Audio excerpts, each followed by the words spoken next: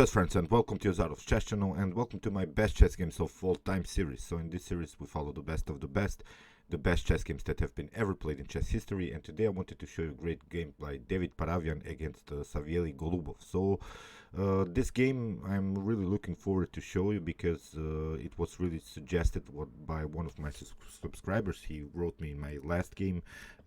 I wanted to thank him here. Thank you, Kanyash Agrawal. He suggested me this game. It was from this Korchnoi memorial in 2018, and as I said, this game I haven't seen before my subscriber sent me that game, and I wanted to thank him also through this video for showing me this game, because this is really one tactical beauty. Although David Paravyan is not most of the popular players these days, but he's a strong grandmaster, and he in the Korchnoi tournament finished then on the 4th place. I think this is a respectable result, and this game I really think it deserves to be on our chess list of this best chess games of all time. So let's see the game, be prepared. This is really a great attacking beauty here by David Paravyan. So we have e4 by David Paravyan, here e5 by Golubov, knight on f3, and now knight on f6. We have this Russian game, this normal attack.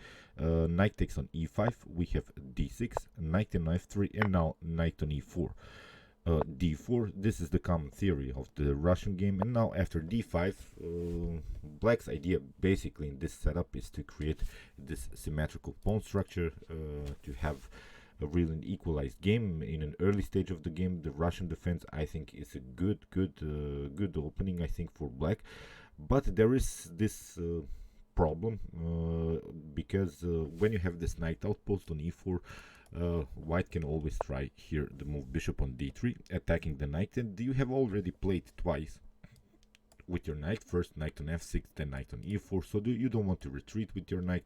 And of course white is not going to give up his light square bishop immediately, but white's idea is always to play the move c4, crack the position here around this pawn on d5, and try to deflect this pawn from the defense of this e4 knight. So here bishop on d6, castling played by both sides. So this is now really a symmetrical game, and of course now David Paravyan plays here the move c4, immediately cracking the position around this d5 pawn, as I said. C6, also common theory, and now queen on b3. There are many lines. You can even try knight on c3 immediately. It leads into this particular line with maybe c5, or even with d takes c4.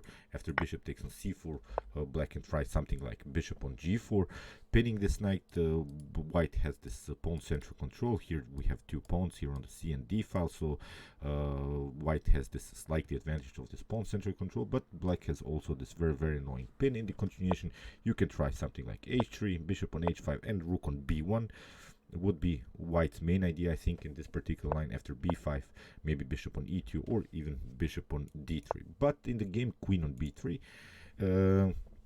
this is also a very interesting idea here by David Paravyan, because it leaves now white little bit flexibility in the game, and it also prevents black maybe to remove this bishop, because then the bishop is of course not defending anymore this b7 pawn. So in the continuation, d takes c4 was played, and now bishop takes on c4. So you see now the problems. White has a powerful diagonal here on light squares, and that's why here knight from b2 d7 was played, trying to get maybe another defender here, knight on f6, and then liberate the bishop and play bishop on g4.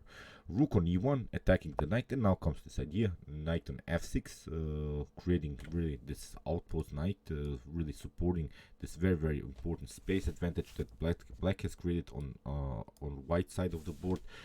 But here again, David Paravyan simply challenges this very important knight here on e4 with the move knight on d2. We don't want, of course, to play knight on c3, because if knight takes on c3, then you have to make a choice. Again, with b takes c3, you're maybe weakening your pawn structure further, and then after bishop b5, again we come to the same line like I've shown you before with bishop on e2, so it's similar to this line.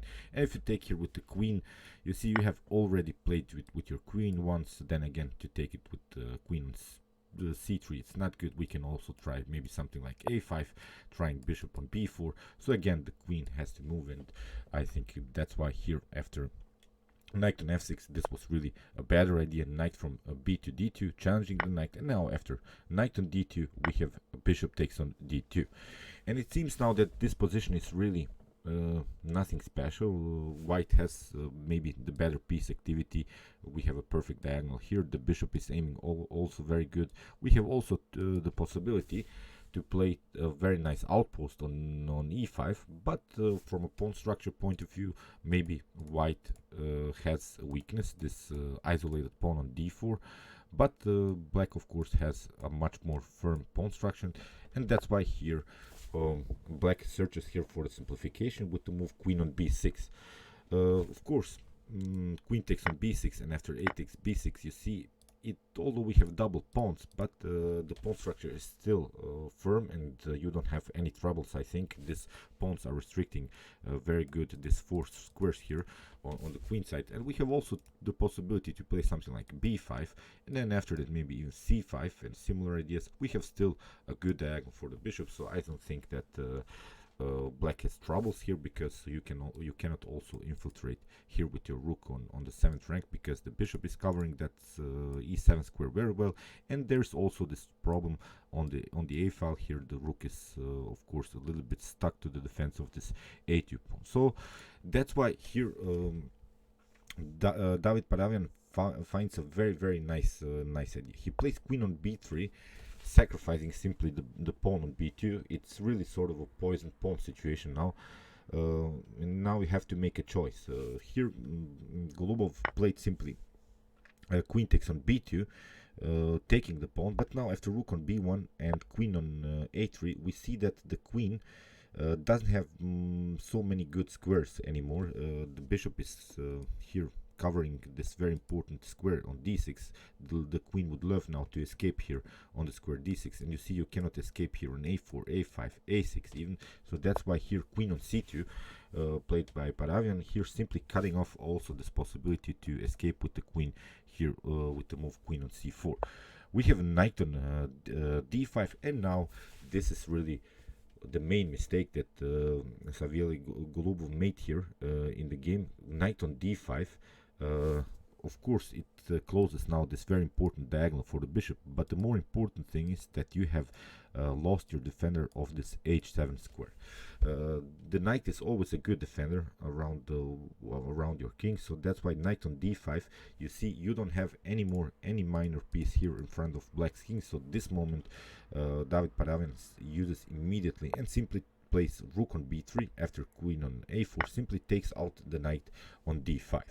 Now after c takes d5, knight on g5, and you see we're already threatening checkmate here on h7.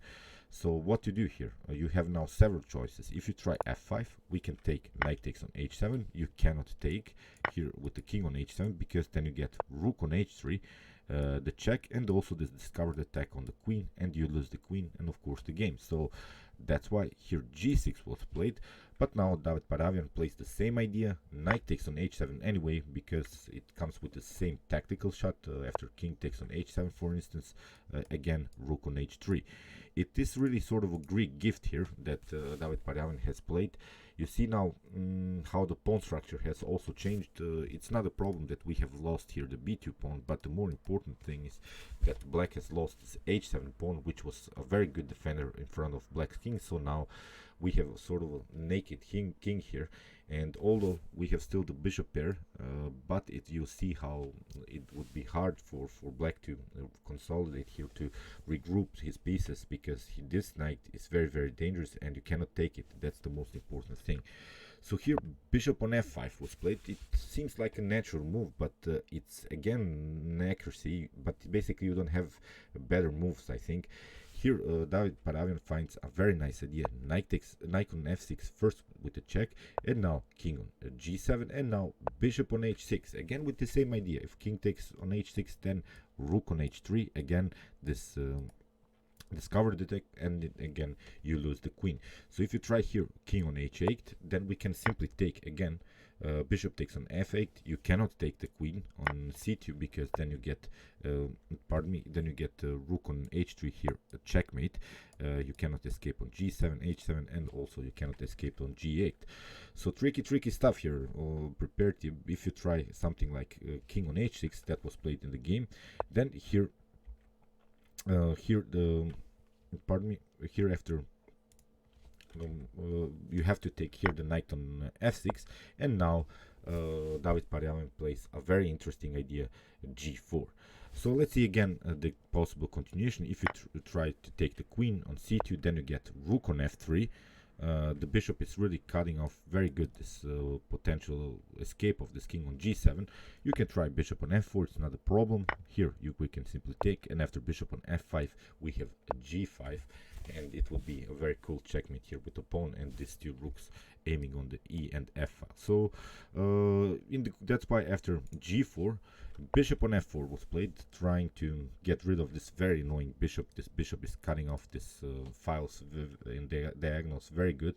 And now you can pause the video and try to find the best move. It's really a nice deflection motif that David Paravyan has played here. I'll just give you a couple of seconds. It's really a great move, which continues white attack in the game, but also brings some more activity in the game. And it's now a monster move, queen on c7. So you see we have again this deflection motif. If you take the queen on c7, then you get g5, and it's again a very nice checkmate. So in the game, that's why Golubov simply took bishop on h6, and now of course queen on e5, and now basically the checkmate is unavoidable. Here you have to play king on g5, you don't have any more squares.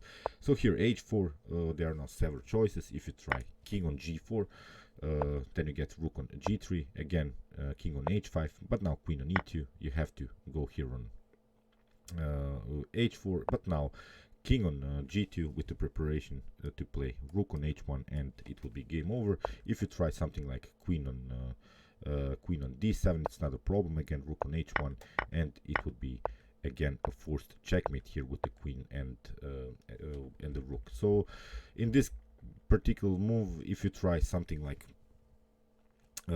bishop on e4, and again it's not a problem because we can simply sacrifice the queen on e4 after d takes e4, again rook on h1, and again this very nice checkmate with both of these rooks. So that's why after h4 we have king on h4, as said, rook on h3. Here Golubov tried to escape with the king, maybe again here through the square g5, but now queen on e7, and in this position black resigned. There are now also several choices. If you try f6, you're closing now this very important square for your king. You cannot escape through the square f6. Then again queen on e3, and this would be a checkmate here on g3. If you try something like king on f4 here, again queen on e3, king takes on g4, and now again queen on g3, and again this very nice checkmate. Great attacking game here by white. Let's go back. This was, I think, really the key move. That move you have to find here in the game. Queen on c7, offering your queen, but you see how dangerous it is. You cannot take the queen. That's why bishop takes on h6 was played, and now here after queen on e5, the checkmate was unpreventable here. Great attack by white, and this was really one of the best games, I think, in the Korchnoi Memorial 2018. I've seen now many games, and again I wanted to thank you for posting me the suggestion. And as I said, you can also make that in the future. If you have some games that you would love to see on my YouTube chess channel, just write them here in the comments comment section below. I'll try to cover them in this best chess games of all time series. This game, I think, really deserves to be on this list. Great attacking game, and that's why we'll continue this very nice series with some more best chess games of all time. Meanwhile, you can watch my other covered games from the series with some more Mikhail Tal, Garry Kasparov, Bobby Fischer, and many more. And you can also watch my commented chess games played by computers with some Alpha Zero, Lila Zero, Stockfish games, and many more. And you can also subscribe to my channel if you like this content. Thank you for watching, guys, and chess is the best, of course.